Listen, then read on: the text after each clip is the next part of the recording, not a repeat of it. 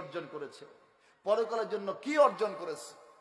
আল্লাহ নবী সাল্লাল্লাহু আলাইহি রাসূলুল্লাহ, ইয়া হাবিবাল্লাহ, নবী গো,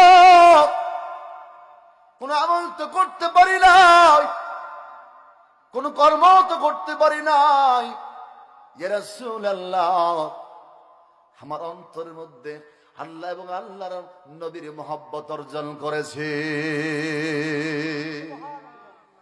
আল্লাহ রাসূল বললেন, ফাইন্নাকা মান আহবাবতা ফাইন্নাকা মা'a মান আহবাবতা। ও আল্লাহ নবীর উম্মত, তোমার সাথে আমি রাসূলের হাসর নাসর হবে, যার সাথে যার মহব্বত দুনিয়াতে ছিল, আখিরাতের জমিনে তার সাথেই তার হাসর হবে। কে বলেন ঠিক কিনা? আমার বন্ধুগণ, যে নবীকে মহব্বত করলে